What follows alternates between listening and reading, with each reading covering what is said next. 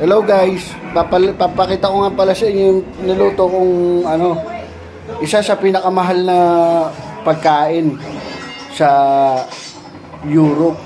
Ito yung tinatawag na na European Black Pork Chop. Very expensive food in Italy. Yan. Ito. Napakita ko lang sa inyo. Iharap ko lang yung camera. Saan ba? Ito. Yan. Very expensive yan. Video. Lagot ka. European. Yan. Kita nyo? Oh. European Black Pork Chop. Sarap yan, guys. Bakit? Ano yan? Very expensive yan. Try nyo rin para matikman nyo. Sarap to.